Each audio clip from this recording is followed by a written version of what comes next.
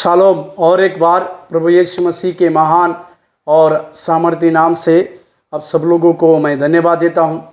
आज का आशीष और अनुग्रह वाला वचन जो लूका रचित सुसमाचार 24वें अध्याय और 44वें वचन, लूका 24 अध्याय और 44वें वचन को देखिए, जहाँ पर लिखा हुआ है, फिर उसने उनसे कहा, ये मेरी वे बातें हैं जो मैंने तुम्हारे साथ रहते हुए तुमसे कही थी कि आवश्यक है कि जितनी बातें मूसा की व्यवस्था और भविष्यवक्ता और भजनों की पुस्तक में मेरे विषय में लिखी है सब पूरी हो। प्रभु के नाम की महिमा और प्रशंसा होने पाए। यीशु मसीह तीसरे दिन जी उठने के बाद कई एक शिष्य लोगों को, अपने निज चेले लोगों को दिखाई देने का वर्णन यहाँ पर लूका करते हैं। यीशु मसीह अपने चेलों को दिखाई देने के बाद उनसे बातचीत करते हुए भी लूका इस बात का वर्णन को करते हैं।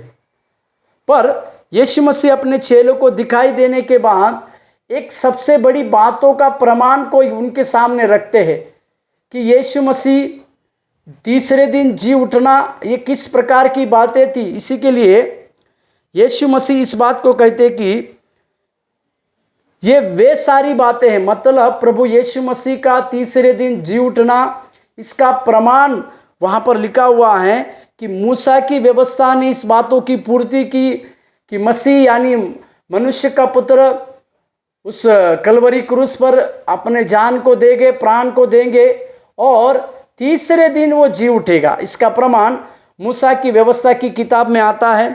साथ ही साथ भविष्यवक्ता की, मतलब यशायाह, यिर्मयाह, इन सारे बड़े बड़े भविष्यवक्ता की किताब में भी आता है और भजन संहिता की किताब में भी इस बातों का वर्णन आता है कर यहाँ पर प्रभु यीशु मसीह कहते हैं।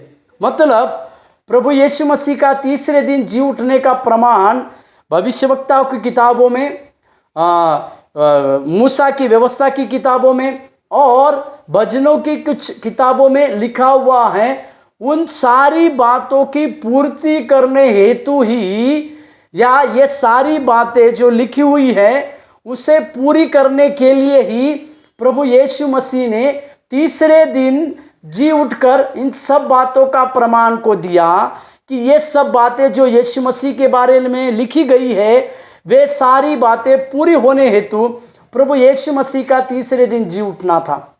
और इसी बातों का प्रमाण को प्रभु यीशु मसीह अपने चेलों को दे रहे थे कि मेरे बारे में तीसरे दिन जी उठने के बारे में जो जो बातें लिखी थी उन सारी बातों को पूरी करने का प्रमाण परमेश्वर ने उसकी जो जो किताबों में लिखा है उसको पूरी करना ही उसका एक प्रमाण था। इसी के लिए यीशु मसीह का तीसरे दिन जी उठना था।